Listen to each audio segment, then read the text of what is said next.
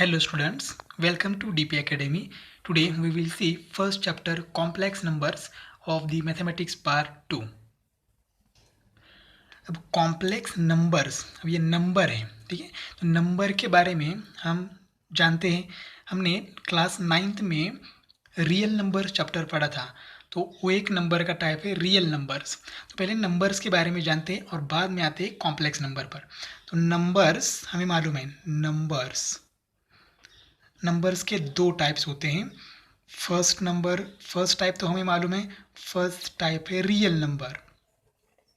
और दूसरा टाइप जानने से पहले हम रियल नंबर्स के बारे में थोड़ा और डिस्कस करते हैं। तो रियल नंबर्स में क्या क्या आता है? रियल नंबर्स में आता है irrational numbers, rational numbers, natural number, whole numbers, integers, उसके बाद prime numbers, composite numbers, even numbers, odd numbers. बहुत सारे नंबर्स के टाइप हमने देखे हैं। और रियल नंबर इस चैप्टर जब हमने पढ़ा तब हमने ऐसा लिखा था, the square root of negative number are not real. देखो यहाँ पर हम लोग लिखते हैं स्क्वायर रूट ऑफ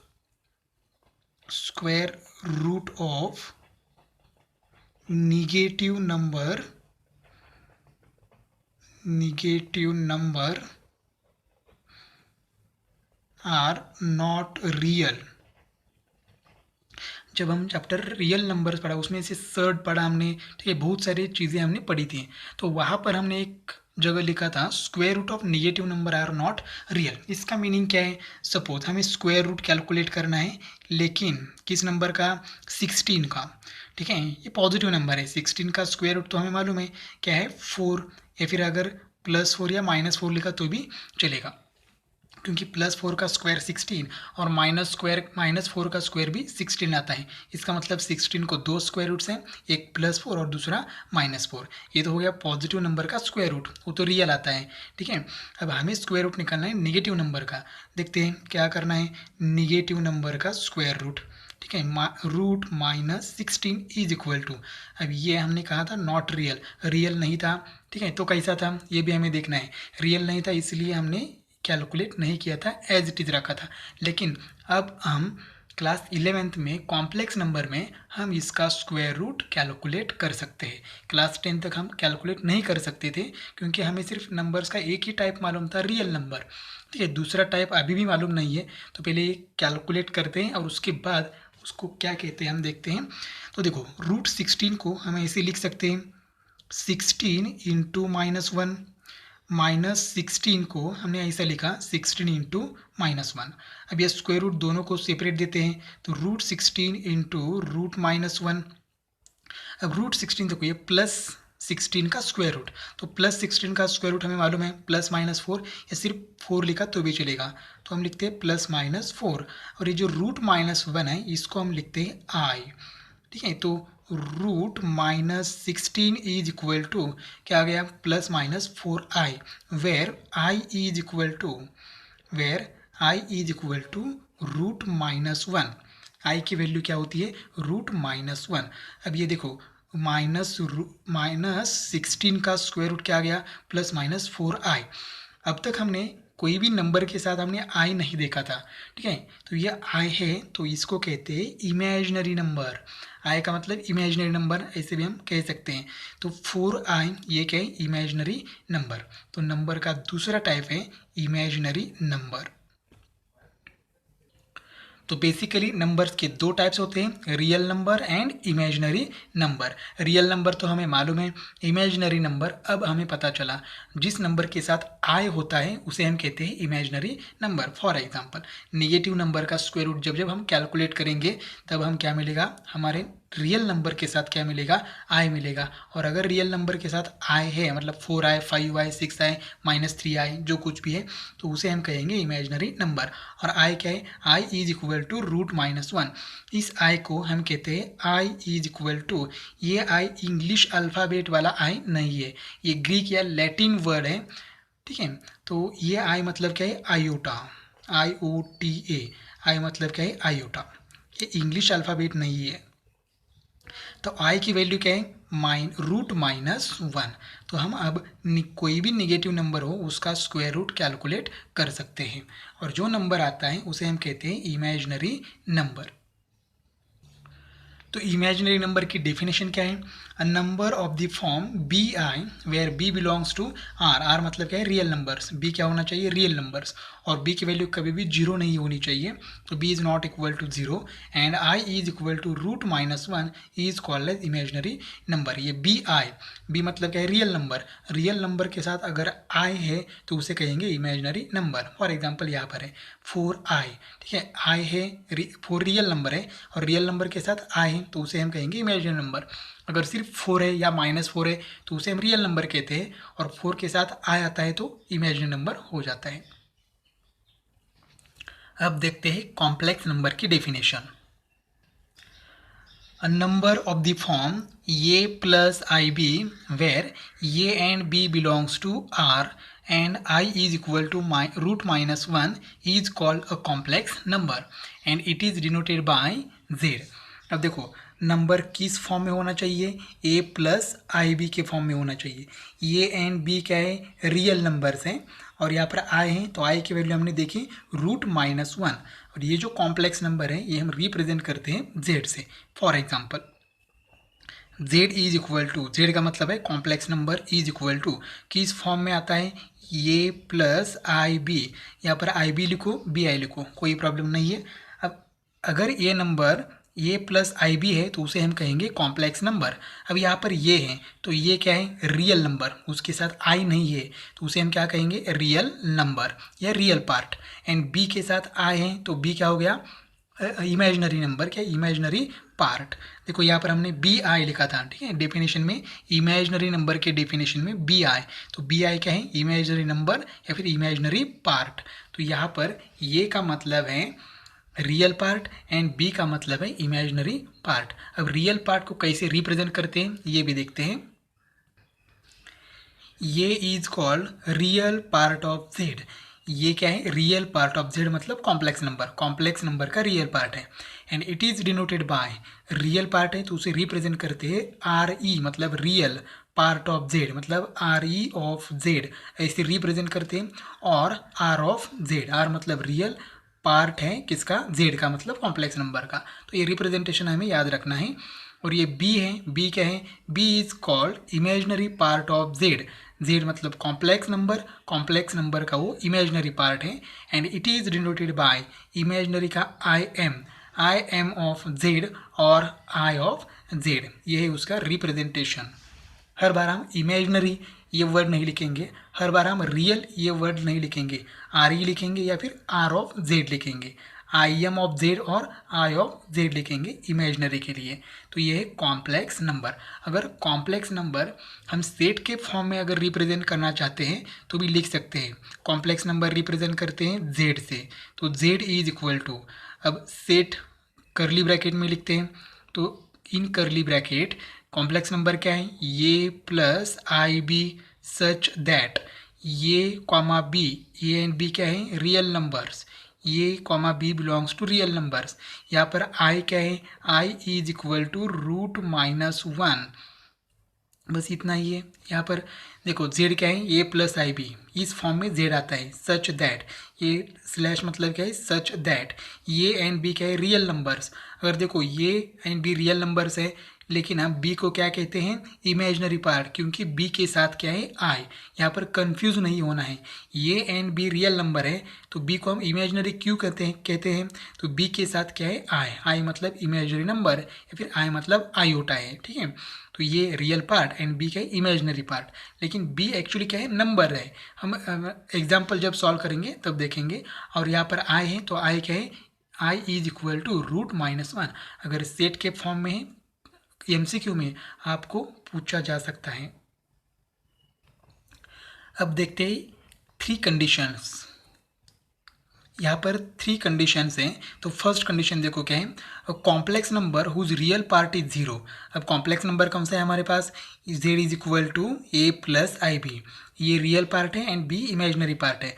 अब हमने कहा है अगर किसी भी कॉम्प्लेक्स नंबर में रियल पार्ट 0 है तो क्या हो जाएगा? तो is called as purely imaginary number. उस कॉम्प्लेक्स नंबर को हम कहेंगे purely imaginary number. For example z is equal to A plus I B, ये हमारा ओरिजिनल कॉम्प्लेक्स नंबर है। अब यहाँ पर रियल पार्ट जीरो है, मतलब ये जीरो है, तो ए की वैल्यू क्या होगी जीरो, जीरो प्लस आई बी, आंसर क्या आ गया आई बी। अब देखो आई बी को क्या कहते हैं, imaginary number, purely imaginary number.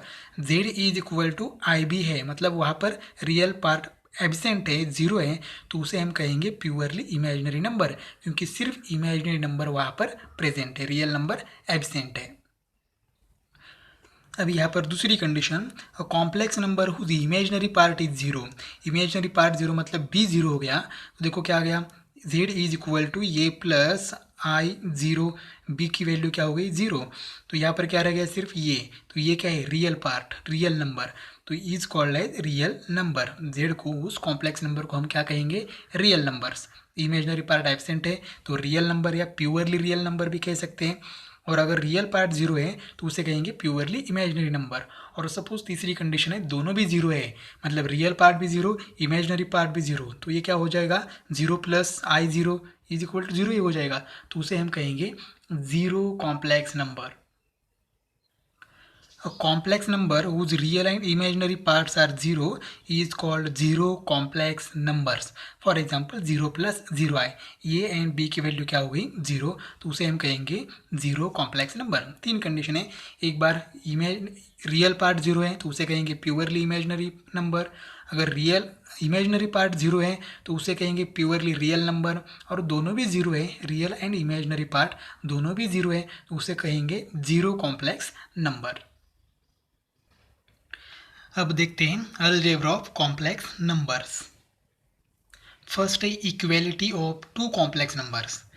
To complex numbers z1 is equal to A plus I B, अब z1 क्यों कहा, दो है या इसलिए यहाँ पर z1 a plus I b and z2 is equal to c plus I d are equal, ये दो कॉम्प्लेक्स नंबर इक्वल है। ऐसे कब कहोगे, if their corresponding real and imaginary parts are equal. For example z1 is equal to z2, इसे कब कहोगे, so suppose z1 is equal to z2 है, तो z1 की वैल्यू क्या है, a plus I b is equal to z2 क्या है, c प्लस आई डी।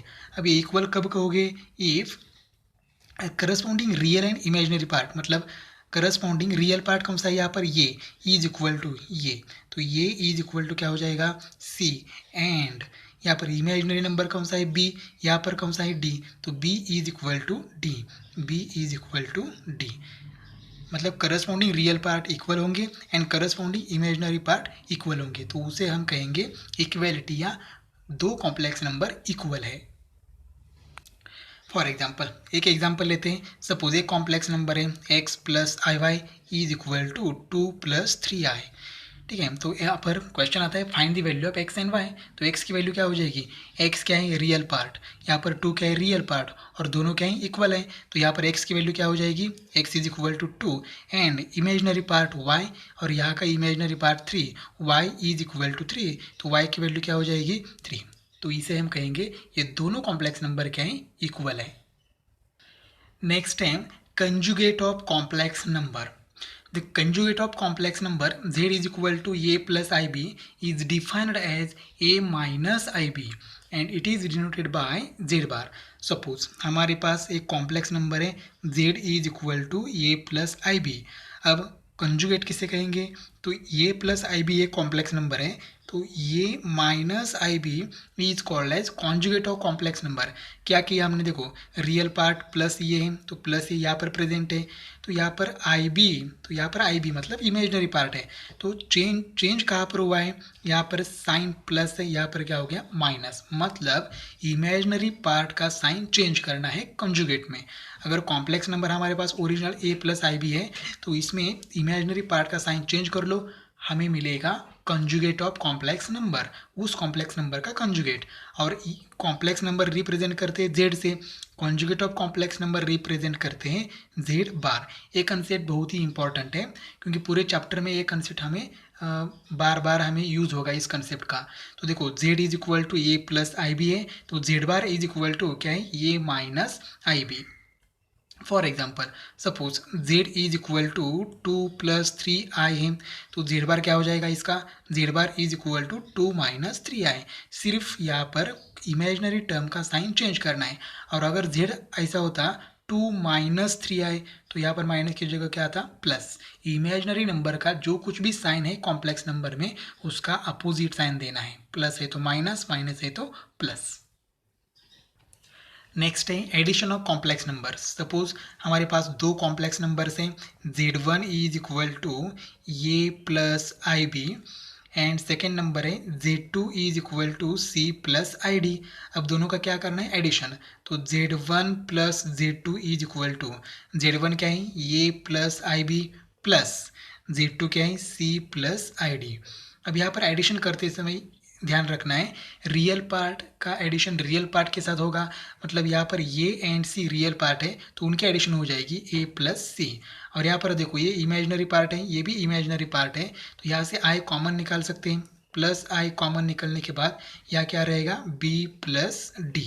तो देखो यही एडिशन हो गई, z1 plus z2 is equal to a plus c real part plus i into b plus d imaginary part.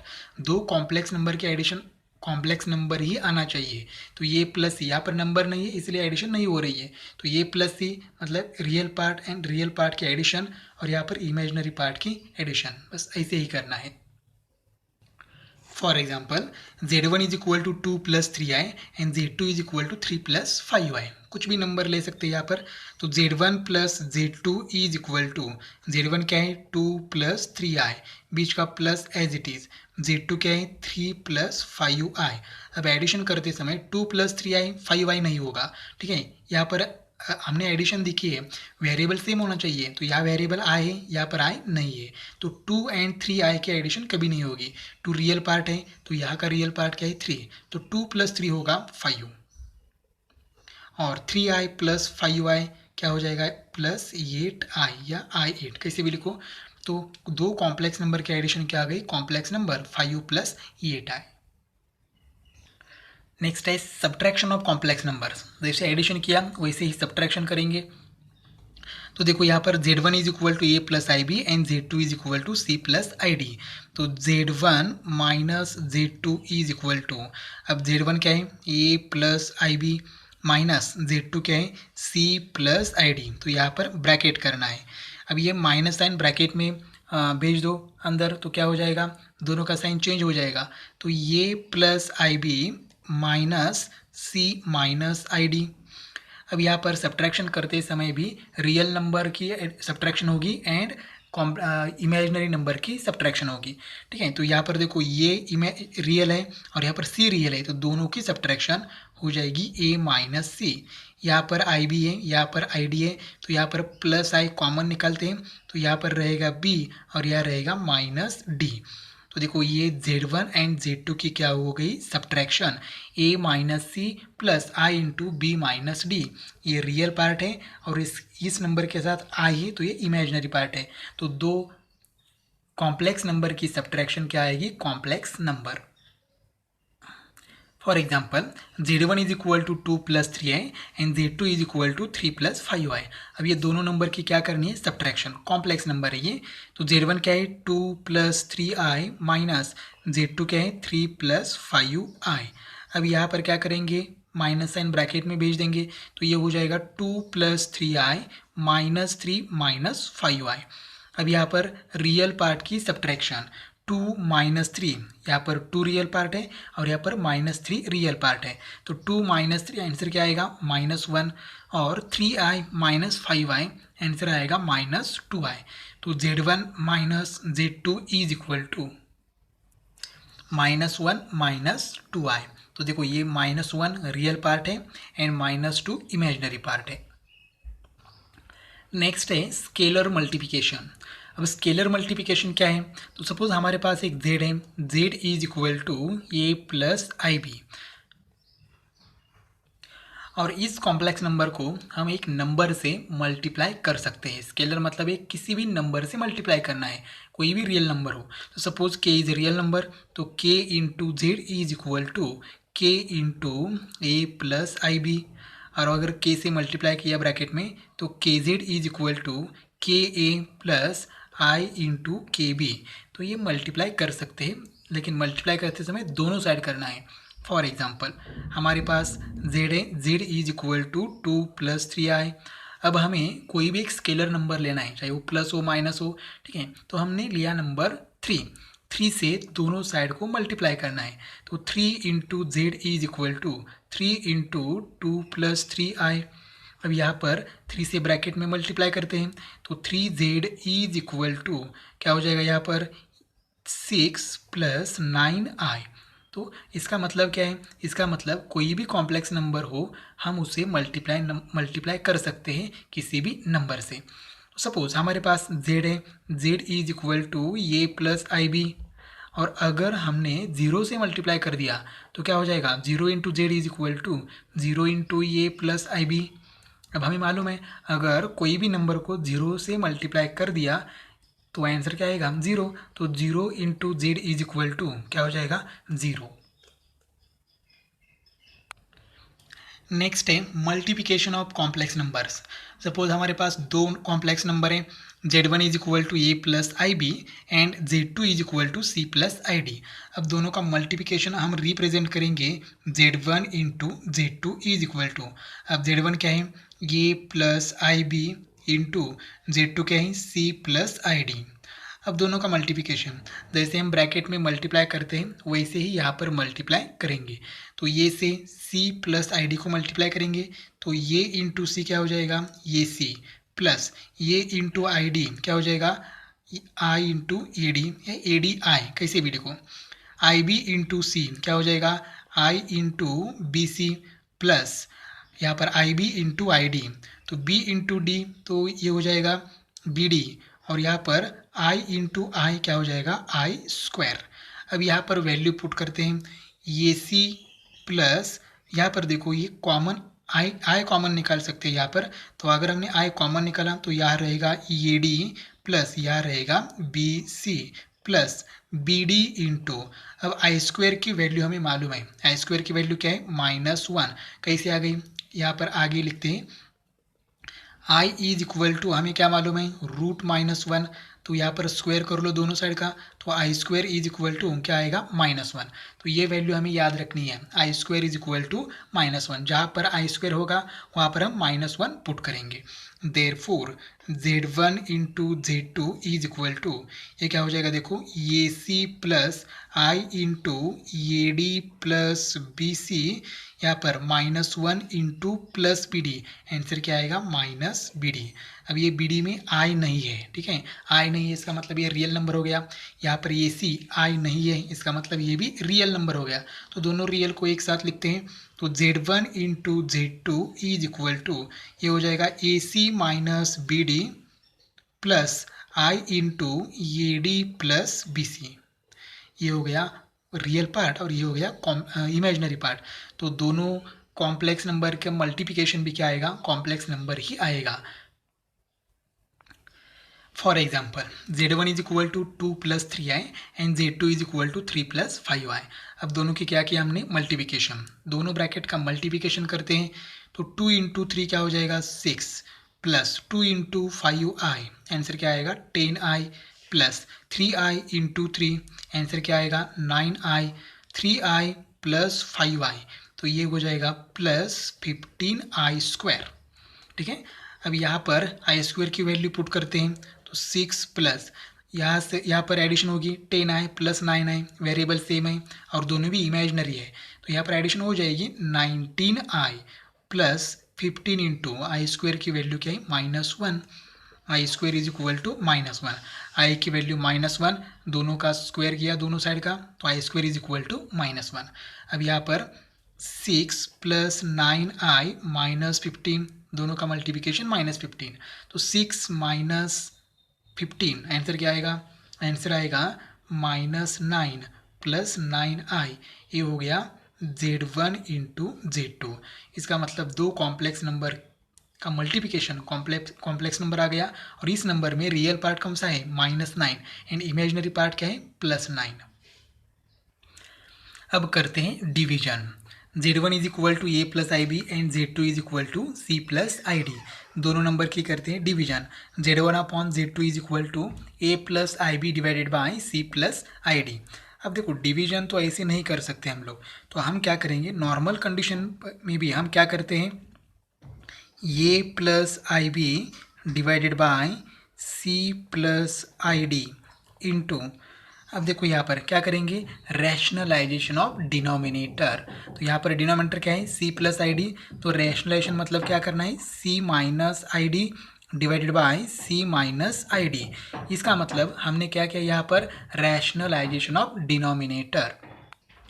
अब rationalization किया हमने, तो देखो यहाँ पर रैशनलाइजेशन की जगह हम लोग एक दूसरा वर्ड यूज़ करेंगे। यहाँ पर डिनोमिनेटर क्या है, सी प्लस आई डी, और यहाँ पर क्या लिखा है, सी माइनस आई डी। सी तो एज इट इज़ रहा है, यहाँ पर इमेजिनरी नंबर कौन सा है, इमेजिनरी पार्ट क्या है, आई डी, उसका साइन चेंज हो गया, यहाँ पर प्लस था, यहाँ पर क्या हो गया, माइनस।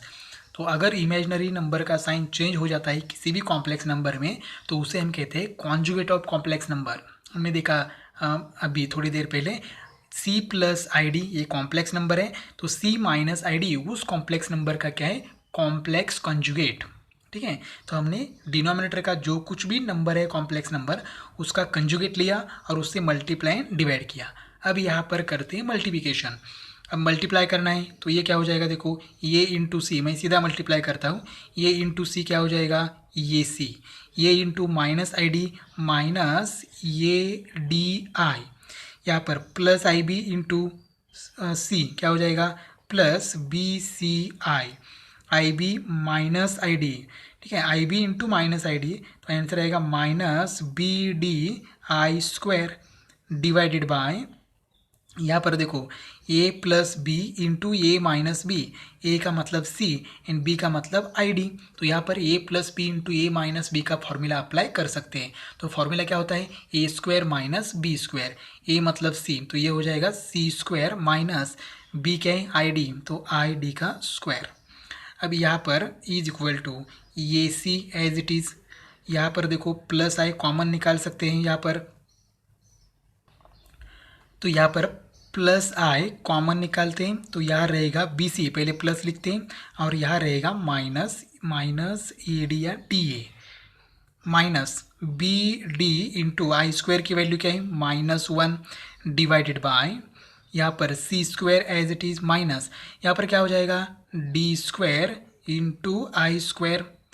अब यहाँ पर आई स्क्वायर की वैल्यू -1 पुट करेंगे, इज इक्वल टू ये सी, यहाँ पर देखो ये माइनस इंटू माइनस क्या हो जाएगा, प्लस, तो प्लस बी डी हमने आगे लिखा, plus I into B C minus A D divided by यहाँ पर C square minus D square into -1, I square की वैल्यू -1, और यहाँ पर क्या हो जाएगा, प्लस, तो ये सी plus B d plus I into B C minus A D divided by, ये हो जाएगा c square plus D square. अब देखो यहाँ पर इस टर्म में आई नहीं है तो ये रियल पार्ट हो गया, एंड इस टर्म में आई है तो ये इमेजिनरी पार्ट हो गया। तो हम क्या करते हैं, real part and imaginary part को डिनोमिनेटर सेपरेट देते हैं। डिवीजन करते समय ये कंपलसरी करना है।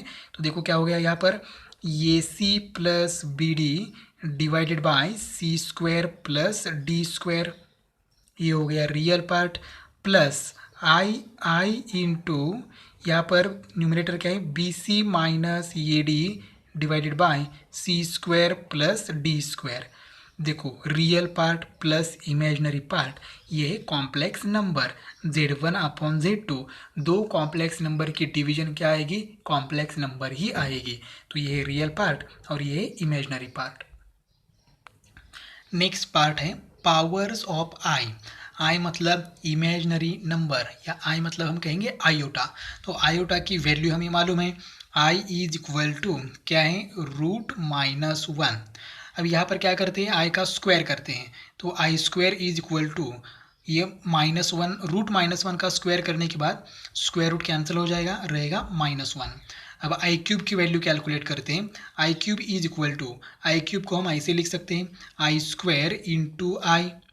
देखो आई स्क्वायर की वैल्यू क्या है, -1 इंटू आई, तो -1 इंटू आई क्या हो जाएगा, माइनस आई की वैल्यू यहाँ पर √-1 पुट करने की ज़रूरत नहीं है। अब i raise to 4 is equal to, एक तो हम ऐसे लिख सकते हैं आई³ इंटू आई, या फिर आई² आई स्क्वायर की वैल्यू क्या है -1 इंटू ये आई स्क्वायर की वैल्यू -1, तो -1 इंटू -1 आंसर क्या आएगा +1। अब i raise to 5, i raise to 6, i raise to 10, i raise to 16, i raise to 100, मतलब इंडेक्स कुछ भी हो, पावर कुछ भी हो, वो हमें कैलकुलेट करना है। तो देखो आई रेस टू 4, देखो यहाँ पर i raise to 4 is equal to i raise to 8 is equal to i raise to 12 is equal to i raise to 16 is equal to, सबकी वैल्यू सेम आती है और वो कितनी आती है 1। देखो यहाँ पर जैसे हमने आई रेस टू 4 कैलकुलेट किया, वैसे ही हम लोग आई रेस टू 8 कैलकुलेट कर सकते हैं। फॉर एग्जांपल यहाँ पर हम कैलकुलेशन करते हैं i raise to 8 is equal to, इसको ऐसे लिख सकते हैं आई² रेस टू 4। देखो यहाँ पर इंडेक्स का इंडेक्स है तो क्या हो जाएगा मल्टीप्लिकेशन, या हमें रूल्स ऑफ इंडाइसिस हमें मालूम होना चाहिए। तो आई² की वैल्यू क्या है -1/4। अगर कोई भी नेगेटिव नंबर का इंडेक्स अगर इवन है तो आंसर क्या आता है पॉजिटिव आता है। तो 1/4 मत 1 ही रहेगा, नेगेटिव का हो जाएगा पॉजिटिव मतलब प्लस। तो आई रेस टू 8 भी कितना आ गया 1 आ गया। अब यहाँ पर आई रेस टू 12 कैलकुलेट करना है तो आई² रेस टू 6 हो जाएगा। ठीक है, 6 इंटू 2 क्या हो जाएगा 12। अगर 6 इवन नंबर है तो उसका भी आंसर क्या आएगा 1 ही आएगा, +1 ही आएगा। मतलब आप करके देख सकते हैं। ठीक है, अभी यहाँ पर next time i raise to 5 is equal to i raise to 9 is equal to i raise to 13 is equal to i raise to 17। आगे भी हमें ले सकते हैं 19, यहाँ पर 20, 24 ले सकते हैं, लेकिन ज़रूरत नहीं है। अगर ये हमने किया तो आंसर क्या आता है, आंसर आता है आई। आंसर क्या आता है आई रेस टू 5 करके देखते हैं या आई रेस टू 13 करके देखते हैं। I raise to 13 is equal to, इसको हम ऐसे लिख सकते हैं i raise to 12 into i. ठीक है, अब आई रेस टू 12 हमने कैलकुलेट नहीं किया था, अब यहाँ करते हैं तो आई² रेस टू 6 इंटू आई। ठीक है, आई रेस टू 12 को हमने ऐसे लिखा। अब आई² की वैल्यू क्या है -1/6 into i is equal to -1/6 answer क्या आएगा 1 इंटू आई, आंसर क्या आएगा आई, मतलब आई रेस टू 13 आंसर क्या आएगा आई। वैसे ही हम लोग आई रेस टू 17 कैलकुलेट कर सकते हैं। अब यहाँ पर i raise to 6 is equal to i raise to 10 is equal to i raise to 14 is equal to i raise to 18 is equal to, ऐसे आगे ले सकते हैं। तो इनका सॉल्यूशन क्या आता है पहले कैलकुलेट करते हैं। Suppose i raise to 10 calculate करना है, आई रेस टू 10। तो देखो आई रेस टू 10 को हम ऐसे लिख सकते हैं आई² रेस टू 5। देखो इंडेक्स का इंडेक्स है तो मल्टीप्लिकेशन हो जाएगा 2 इंटू 5 10 इज इक्वल टू आई² की वैल्यू क्या है -1/5। अब देखो -1 का इंडेक्स जो है वो ऑड नंबर है तो आंसर हमेशा नेगेटिव आता है, मतलब -1। 1/5 तो 1 ही रहेगा, यहाँ पर माइनस है तो यहाँ पर भी माइनस हो जाएगा, मतलब यहाँ पर वैल्यू कंपलसरी क्या आएगी -1। Next time i raise to 7 is equal to i raise to 11 is equal to i raise to 15 is equal to i raise to 19। अब यहाँ पर हम लोग आई रेस टू 7 कैलकुलेट करते हैं, देखते हैं क्या वैल्यू आती है। I raise to 7 is equal to, इसको हम लोग ऐसे लिख सकते हैं i raise to 6 into i. देखो अगर ऑड नंबर है यहाँ पर तो हम लोग इवन नंबर इंटू यहाँ पर ऑड नंबर, आई का इंडेक्स कुछ नहीं मतलब 1 है। अब आई रेस टू 6 की वैल्यू हमने पहले से कैलकुलेट की हुई है तो यहाँ पर डायरेक्ट पुट करेंगे -1 इंटू ये I as it is, -1 into आई क्या हो जाएगा -आई। तो यहाँ पर वैल्यू आएगी कंपलसरी -आई। अब यहाँ पर हम लोग ऑब्जर्व कर सकते हैं, यहाँ पर आई का इंडेक्स देखो 4, 8, 12, 16, आगे क्या आएगा 20, 24। इसका मतलब है मल्टीपल ऑफ 4। ठीक है, तो अगर आई का इंडेक्स मल्टीपल ऑफ 4 है, मतलब 4n लिखेंगे तो आंसर कंपलसरी क्या आता है 1। I is equal to 4n where n belongs to z, where n belongs to z या I, मतलब क्या है इंटीजर्स, n की वैल्यू पॉजिटिव ले लो, नेगेटिव ले लो या 0 ले लो। ठीक है, आंसर क्या आएगा 1 ही आएगा यहाँ पर। अब यहाँ पर ऑब्जर्व करोगे आई रेस टू 5, 9, 13, 17, आगे क्या आएगा 21, ठीक है। तो यहाँ पर 5 को अगर 4 से डिवाइड किया तो यहाँ पर रिमाइंडर क्या आता है 1, यहाँ पर भी रिमाइंडर 1 आता है, 4 2 जार 8, यहाँ पर 4 3 जार 12, रिमाइंडर 1 आता है। मतलब अगर आई का इंडेक्स ऐसा नंबर है 4 से मल्टीप्लाई करने के बाद रिमाइंडर क्या आता है 1, तो हमेशा उसका आंसर क्या आएगा आई। मतलब आई रेज टू 4n प्लस 1 है, तो आंसर क्या आता है आई। सिर्फ देखना है हमें आई से डिवाइड करने के बाद रिमाइंडर कितना आता है। यहाँ पर देखो i raise to 6, i raise to 10, 14, 18, उसके बाद 22। तो देखो अगर 4 से डिवाइड करोगे तो यहाँ पर रिमाइंडर क्या आता है रिमाइंडर आता है 2, यहाँ पर भी क्या 4 2 जार 8, 10 माइनस 8 2 आएगा, यहाँ पर भी रिमाइंडर 2, यहाँ पर भी रिमाइंडर 2। इसका मतलब आई रेज टू 4n प्लस 2 है, तो ये प्लस 1 प्लस 2 क्या है रिमाइंडर है। ये कैसे आया ये भी हम लोग देखते हैं इसके बाद। तो इसका आंसर कंपलसरी क्या आता है -1, तो ये भी हमें याद रखना है। एक कॉम्पिटिटिव एग्जाम के लिए ये हमें कंपलसरी चाहिए। थियोरेटिकल एग्जाम में इसका कोई ज़्यादा यूज़ नहीं है, हम आई स्क्वायर से ही सब पावर्स ऑफ आई हम फाइंड आउट कर सकते हैं, सिर्फ आई स्क्वायर से या आई क्यूब से। यहाँ पर इसकी ज़रूरत भी नहीं है, लेकिन कॉम्पिटिटिव एग्जाम के लिए चाहिए। यहाँ पर देखो आई रेज टू 7, 4 1 4, तो 7 माइनस 4 कितना आ गया 3। इसका मतलब इसमें रिमाइंडर कितना आता है 3, तो i raise to 4n plus 3 is equal to answer क्या आता है -i। तो ये भी हमें याद रखना है। अब यहाँ पर 4n plus 3, 4n plus 2, 4n plus 1 and 4n कैसे आए ये भी देखते हैं। Dividend is equal to divisor into question plus remainder, ये हमें मालूम है। तो डिवाइजर मतलब किस नंबर से हम डिवाइड कर रहे हैं 4, इंटू क्वेश्चन क्या आएगा, क्वेश्चन आएगा वो कभी 1 आएगा, कभी 2 आएगा, कभी 3 आएगा, तो यहाँ पर लिखेंगे n प्लस रिमाइंडर क्या रहेगा। रिमाइंडर देखो कभी 1 रहता है, कभी 2 रहता है, ठीक है। तो यहाँ पर भी हम क्या लिख सकते हैं r, ठीक है, आर लिख सकते हैं। यहाँ पर आर मतलब क्या है रिमाइंडर। और ये डिविडेंड, डिविडेंड मतलब क्या है आई रेज टू n, ठीक है, आई रेज टू यहाँ पर यम लिखते हैं डिवाइजर, या कुछ भी लिखा तो भी चलेगा, यहाँ पर डिविडेंड ही लिखेंगे। क्या है ये डिविडेंड, ठीक है। तो dividend is equal to 4n plus r, n क्या है, n है z, n belongs to z, मतलब क्या है इंटीजर, एंड r क्या है, r है नेचुरल नंबर, या फिर r को सिंपल कहेंगे रिमाइंडर। तो ये 4n प्लस आर, n की वैल्यू हम लोग ले सकते हैं, कोई भी z ले सकते हैं, मतलब